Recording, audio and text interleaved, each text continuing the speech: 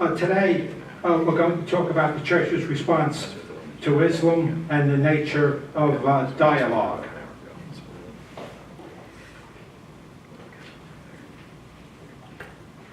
Okay, so the question is, do we or do we not dialogue? And here I have two images I brought up. One is Pope Benedict XVI talking with some imams in St. Peter's Square, and the other is Franklin Graham, right, the son of Billy Graham, who says, and let's read one of his quotes here because it is the way I know a lot of people in our country feel about Islam and what's going on in the world today. There is no tolerance in Sharia law, he says. It persecutes those who do not believe in Islam. And I would say to Muslims in this country that if they want to practice Sharia law, go back to where you came from in those nations that practice Sharia law.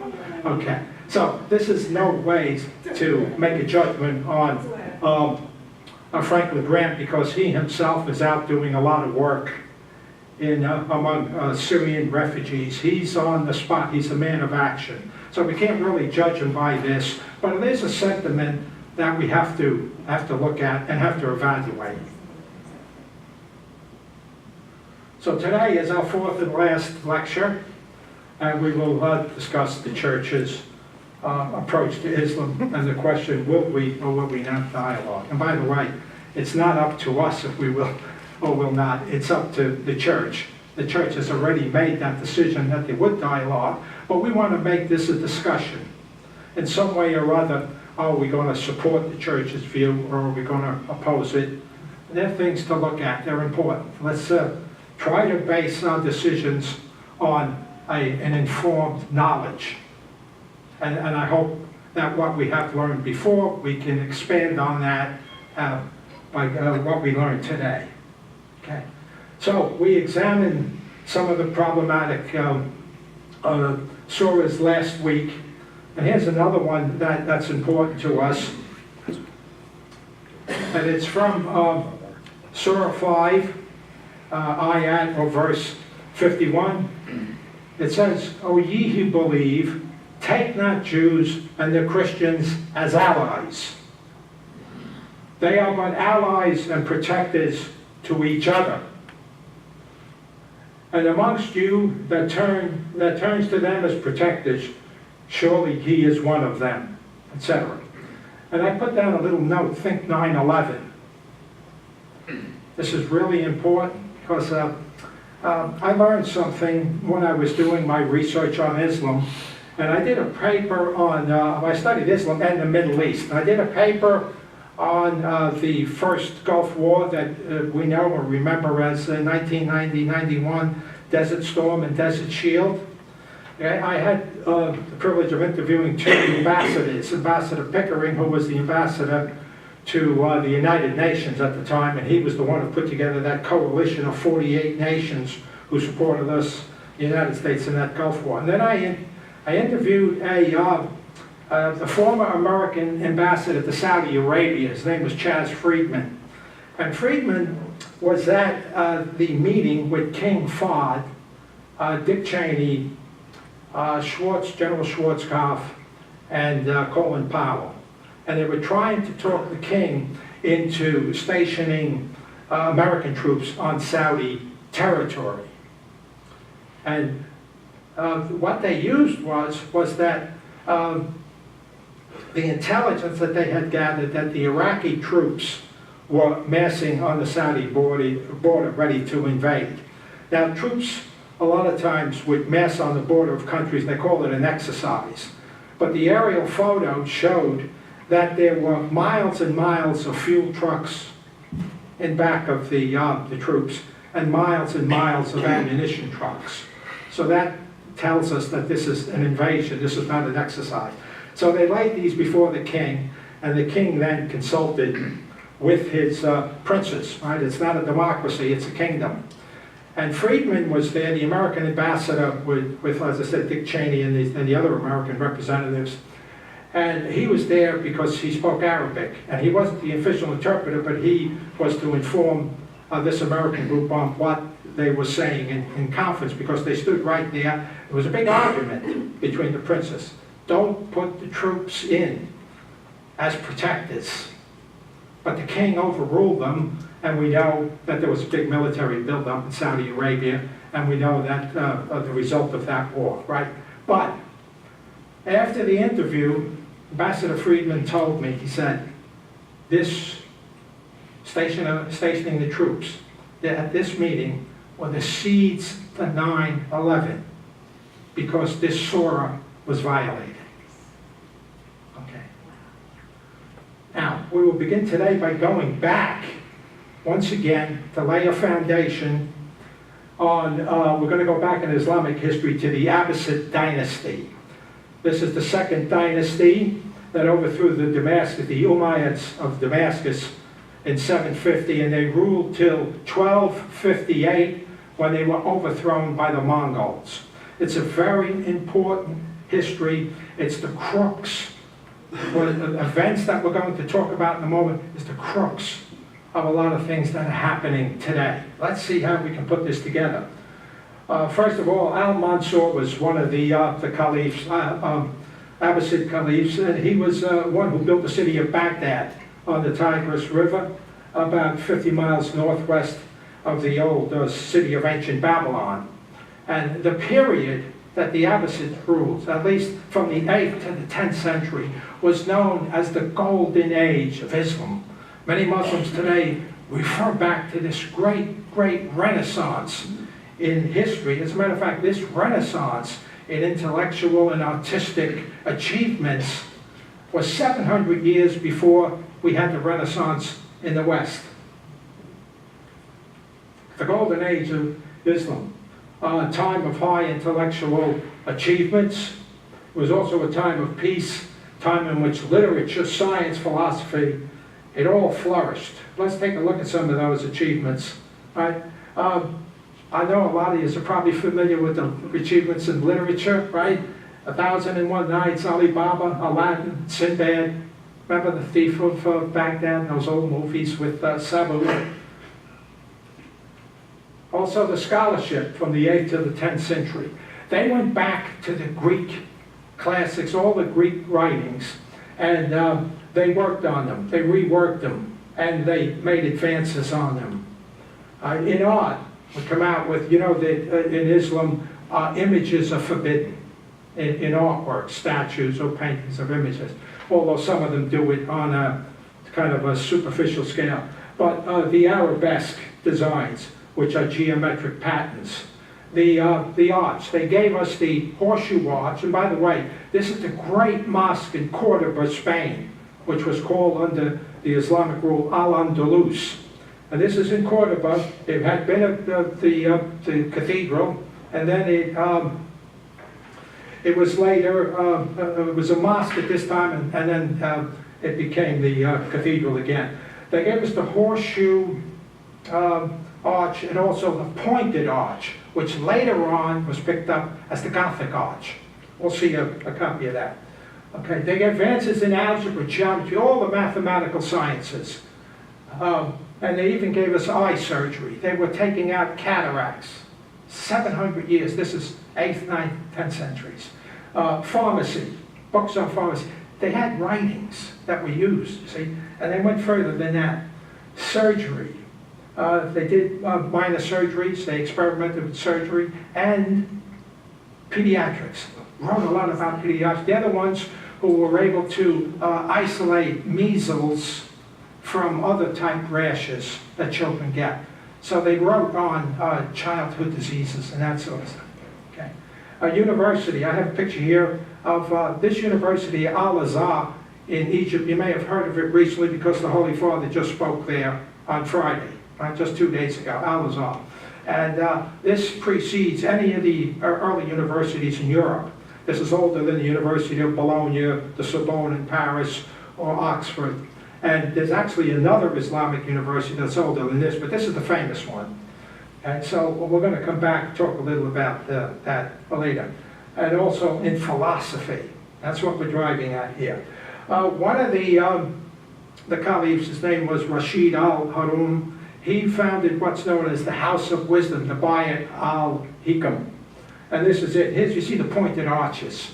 looks much like the Gothic arts, but this is for 500 years before the Gothics. Okay. Here's a sketch inside the House of Wisdom, and it's important. We'll just look at the notes here. The House of Wisdom was a translation and research facility. Okay? And it was founded by the Caliph. He's an interesting Caliph. That's when the height of the Golden Age took place, and it was around 840 BC. And it contained over about 300,000 books. By the way, the Arabs discovered, they didn't discover, but they brought from the Chinese paper. Now, they had books before us, and of course they passed it on to the West. They also translated into Arabic Aristotle and Plato. And this was before the Europeans rediscovered them. I say that before they rediscovered because they did exist in classical Rome, right? But it was lost during the barbarian invasions. But the Arabs then in Baghdad translated them, did research on them, and wrote commentaries on them. So, by the way, they then integrated, during this time, philosophical, Aristotelian, Platonic especially, philosophical thought into Islam at this time. Now, I'm getting to the crux of the matter here, so I want to pay attention to what was going on. By the way, those principles are well rooted into Christian theology from the very beginning. If you want, I'll expand on that, but let's make it as a question, all right, so we won't get too far away. All right. There was a group known as the Mu'tazilites. The Mu'tazilites embraced, actually this group is older than this period. The word Mu'tazilite means one or those who stand apart. During the split between the Sunnis and the Shias that we discussed, I believe, on the second lecture, that big split in Islam that divided the people, that they're still warring today with each other, they decided to stand apart. Right? But later on, they got involved, during the Golden Age of Islam, they got involved in the philosophical works. They accepted this, we call it Hellenistic philosophy, which just means Greek philosophy. And the Mu'tazilites brought philosophy into Islam to explain the word of Allah. Remember we said that Christians who took the word or believed the word of God became flesh, right?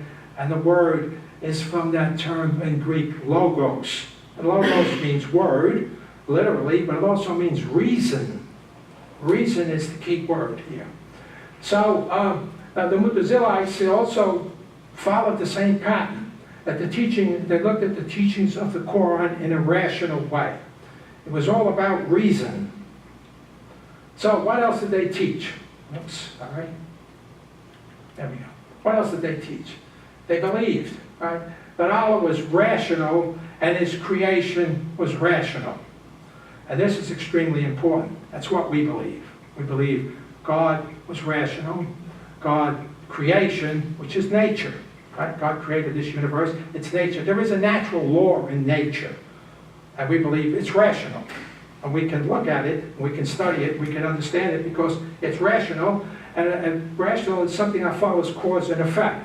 We can observe cause and effect in nature, and then we can not only predict, but we can understand. And all of that is a reflection of the Creator. That's what we believe, that's what they were teaching. Right? So, Mu'tazilites believe good and evil were not determined by revealed scripture or Quranic interpretations. Good and evil, a thing or an object or a person, was good or evil by its very nature. That's the basis of ethics and morality when we study it. Right? Because it follows nature. We know good and evil. We don't have to be told. I mean, there are religious laws, revelation, but basically we can understand a rational universe created by a rational God. Because knowledge is derived from reason, and reason is the final arbiter. This is what the Mu'tazilites believed in. Along came the A.R.C. Now, they didn't come right along immediately. The Mu'tazilites were at least a century and a half to 2 centuries, and this rationalism was imbued into Islamic teaching at the time. But the A.R.C. came along, It's an early theological school, Sunni Muslim, so it's the majority school. And they rejected cause and effect reasoning. It was founded by an imam by the name of A.R.C, 936, and his disciples, of course, are called A.R.Cites. So the debate then took place. It wasn't really, it was somewhat of a debate. It was almost a war.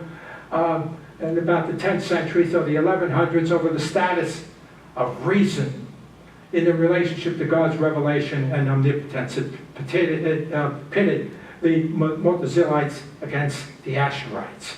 Now, these here are what we're discussing now. If you pick up any book in Islam that goes beyond the very fundamentals of understanding Islam, this will always be referred to, always, this conflict here, because it's an enormous change in Islamic philosophy and thought. And once we understand this, we'll better understand the world outlook of Muslims today. So, what do we got? The Mu'tazilites were supported, by the way, by the Caliph al-Ma'mun. He was an advocate who encouraged debate, bring in Christians, and they had debating, scholarship. It was free thought, rational thought. If you have the truth, you're never afraid to free thought. You're never afraid to open up to critical analysis. Okay. So the order in creation, the laws operate according to the natural things, pretty much what I had just said before. So that's also manifestations of God's rationality. Now, through reason, man is able to understand God as manifested in his creation, apprehend the moral law with the gift of free will. Right? But about only 2 caliphs after al-Ma'mun, his grandson, Jafar al-Mutawakkil, he sided with the A.R.Cites, and they suppressed the Mu'tazilites. They're gone from the historical scene. Okay? So we should understand this dominant Islamic theology prevails to this day, over 90% of Islam, because it's the Sunni theology. And when we talked that day about the different sects, we saw that 87% were Sunnis, 12% were Shiites, and the other 3% were other minorities, right? Well, just for argument's sake, you read a lot of books, they say the Sunnis are 90%, the Shias are 10%, and forget about the 3%, that's all insignificant. So, out of 1.6 billion people, 90% follow this school of theology today. God is not rational. God's creation is not rational. God is so high and so transcendent above us, we cannot limit him by trying to explain him as being rational. See, because we say, for example, God acts justly because God is just. They say you cannot limit. Let's take a look. I have something up here on that. Okay. So they believe that God is absolute power, the omnipotence. So we recognize that too, and pure will. There's not love in this construct here, right? God is bound. God is not bound by anything. He can do anything. He's unaccountable. That means God can actually act irrationally. He can also act unjustly because he's not bound or limited by anything. He's too transcendent above us. That's why they are upset when we call God Father, because they say we're giving God anthropomorphic qualities. In other words, attributing to him man-like qualities. But actually it's the reverse when you think about it. Right? We teach that we are built and we are created in the image and likeness of God. So God is endowing us with his qualities somehow. Not that we become divine, but we mirror him. He doesn't mirror us. You see the difference? Okay. So according to the A.R.Cites, there are no secondary causes in creation. It's just primary cause. And God is the cause of everything. To give an example that I picked up here, fire does not burn cotton. God burns cotton. That's an extreme example of what they're trying to say. A lot of times, we see a tragedy. We fall into this pit. We see a tragedy, say a child dies a merciless death or something, and we say, how could God allow this? As if God caused this. But really, we don't teach that, do we? We teach that God created this universe and there's all secondary causes. And he gave us free will. Free will has consequences. We can choose to do good, we can choose to do wrong. In which case, there's consequences, right? That's going to come from this. And people will do things, and their consequences affect innocent people. So God is not doing it. You can hold him responsible because he created the whole universe and set nature in it, but you can't say that God committed and said, I want this child to die that horrible death. All right? But they believe such, that there's no secondary causes. Now, I can't say that every Muslim believes this because they don't understand it. It's just like every Christian doesn't understand these philosophical and theological terms. But they're there among the scholars, know these very well. And it still is reflected in the mindset of how they interpret the Quran. And we looked at some of the surahs in the Quran, and we see what that says. And we have to understand there's a literal understanding here. So there's no causes, Allah does everything directly. So Greek philosophy was vehemently rejected. It's out from that age. That was the death of the golden age of Islam.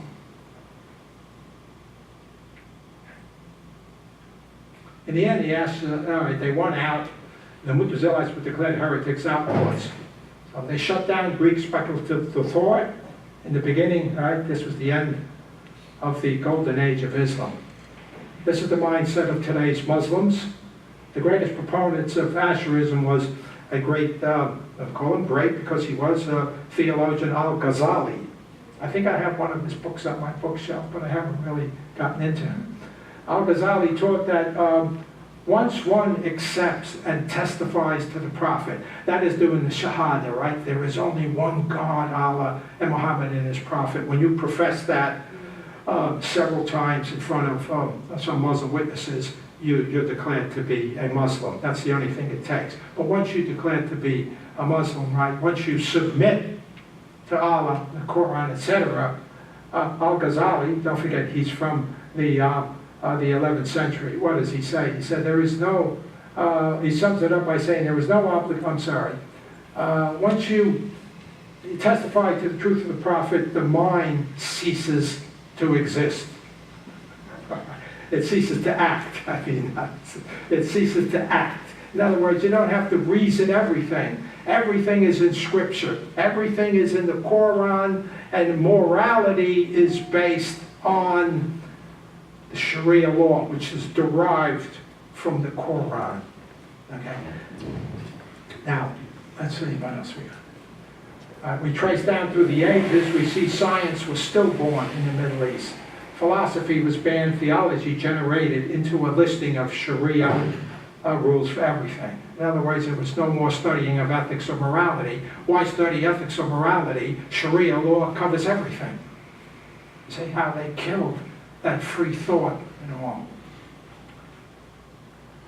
Centuries of this belief have brought a culture once described as the light of the world. That's what the golden age of Islam was described as, the light of the world, into dysfunction. We see into the Dar al-Islam till this day. If I put up the map again, Dar al-Islam, you'll see all these countries are third world countries now.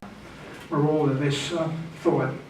These people are extremely intelligent, but the Quran is the final say, final authority on all morality and all ethics. There is no reason used in Islam. Reason is outlawed. Okay?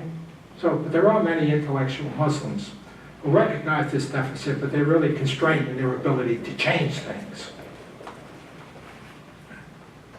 This is why, getting back to last week when we talked about the dialogue that the U.S. Conference of Catholic Bishops have, and we talked about the Mid-Atlantic Dialogue, and that both groups, the Catholics and the Muslim side, agreed on producing a guide for educators, that the Catholics would produce a guide for Catholic teachers to teach Islam, and it had to meet the approval of the Muslims, and the Muslims had to produce a guide for Muslims to teach Christianity and Catholicism. Now, I did show you that I had that available. This is the guide that's produced, Understanding Islam, a guide for Catholic educators. And it's pretty much basic education. We covered everything in here in our first lecture. And we stayed to the guide. Well, we taught you a little more, and we went beyond it, the other lectures. So this is pretty much for elementary and for high school level. However, the Muslims, I couldn't find the guide, so finally I was in contact this week with the director of the Apostolic for Interreligious Affairs in the U.S. Conference of Catholic Bishops. I spoke to him on the phone, and he said it's 5 years later. He said the Muslims did not come up with the guide. And obviously, and I said, because I'd like to get the guide, I told him I'd like to get a copy of it. He says, I'm sorry to disappoint you, they did not come up with the guide. And I said, I'm not disappointed. I said, because I knew that they didn't come up with the guide. Because why? We showed you last week in the Quranic verses what they believe that Christians believe and teach. And we saw it's erroneous. How can they produce a guide that shows truly what we teach in conflict and contradictory to the Quran? It's impossible for them to do that. He told me they were very disappointed, and as a matter of fact, they have disbanded the 3 Muslim the Catholic Muslim diet, the Mid-Atlantic, the Midwest, and the West Coast. But they formed a national one. Right, so there's only one. He said that we did this because we needed to, because they had 3 different Muslim groups, 3 different Catholic groups dialoguing.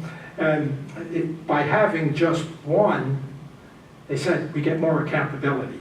But I don't think it's going to solve the problem, because they can't produce something that's in conflict with the Quran, because they'll question it.